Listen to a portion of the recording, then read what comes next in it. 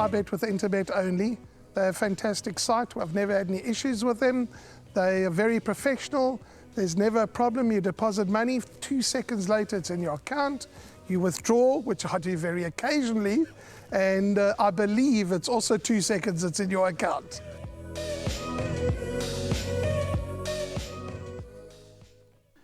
The 8th and final race is the Hollywood Bets Bright Future Fillies and Mares 72 handicap over 1,200 meters. We've got a rerun for you. Number 1, Bird Watcher, when winning at Hollywood Bets Gravel on the Polytrack on the 30th of August. And we've got interviews with Stuart Ferry and Tabiso Gamedi. Starting to make her move. Star Choice on the outside, then Tango Time. Bird Watcher starts to run on Ice Imperial. Royal Kitty still there towards the inside. Royal Kitty. Bird Watcher's now putting it together late on. Bird Watcher now spreading her wings the last 100, and Bird Watcher, this is Bullseye from Star Choice. Indigo Moon in behind these, and then came Royal Kitty. Maiden's Prayer, I think Sheldon's favourite was. But yeah, listen, she's there and thereabouts. Last time, I think, no excuse, she just got beat by a better horse. So yeah, well, this time we go dropping back in 12. We think maybe this is a trick, and yeah, listen, she'll be honest, and let's hope that she don't find one better this time. Metador's Paris, he hasn't run for maybe, I don't know, he's for a long time. But his last run was very good, and I'm going to take 1 kilo off from him, and he's going to run very well also. Not an easy end to the day's racing. A Fillies and Mares 72 handicap over 1,200 meters. And we've got 11 runners going to the post. Let's start with number 2, Maiden's Prayer, Warren, because yes, she's, we were chatting about Sniper Shot being out of the winner's enclosure for 1,206 days. Well, Maiden's Prayer hasn't found the winner's enclosure for 767 days, but you can't fault the form. And she's drawn here in gate 2.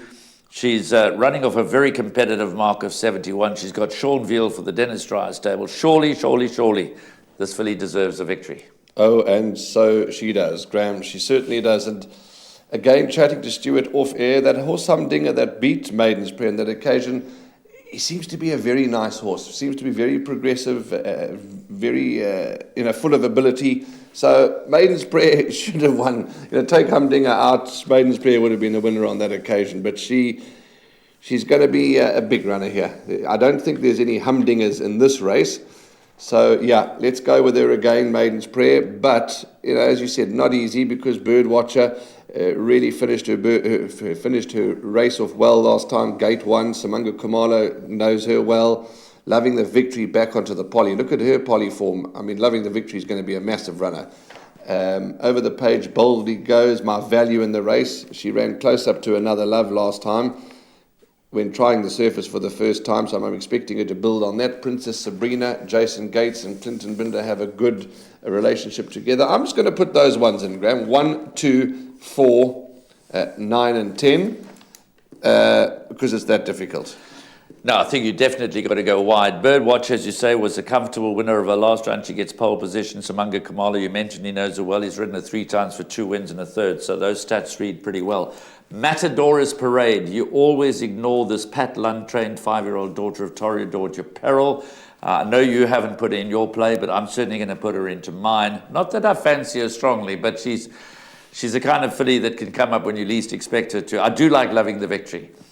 Take out her last run. She's won her last 2 starts in the Hollywood Bets Gravel Polytrack.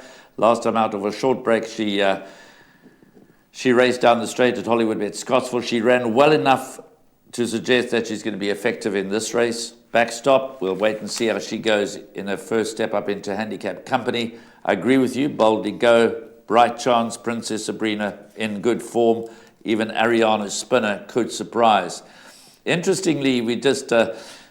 Heaven Sent, the 3-year-old daughter of Soft Falling Rain. Now, this was the filly that won, completely unfancied. She was in the market, and we remember the story. Dean Canamaz said, I don't know why, she shows us absolutely nothing at home, and we don't fancy her. And she got up on debut to beat, interestingly enough, Princess Sabrina.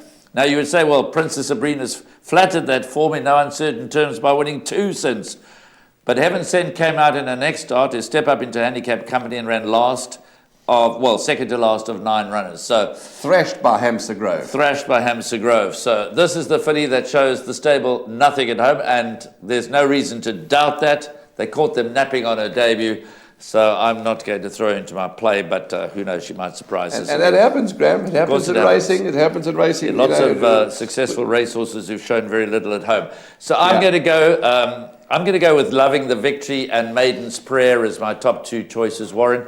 I think Maiden's Prayer, who's quite easy to back at 9-2, quite attractive odds about 9-2, but I think the bookmakers are happy to lay Maiden's Prayer because they're always collect. But that her winning turn is going to come one of these days. So yes, it's a competitive end to a lovely day's racing. Some very nice races on the card, as Warren was saying earlier. All of Birdwatcher, Maiden's Prayer, Loving the Victory, and a few others, including Boldigo and Princess Sabrina, have bright chances to win the last. But maybe it'll be the turn of Maiden's Prayer. She and number 4, Loving the Victory, are my top 2 choices.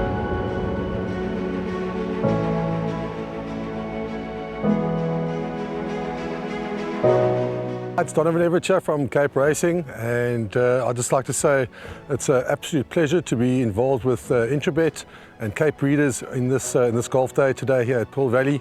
It's fantastic for the industry to see all the relevant stakeholders coming down and having a good time and networking, and it's exactly what the industry needs right now in terms of moving forward and recreating some positivity to take us forward into the next year.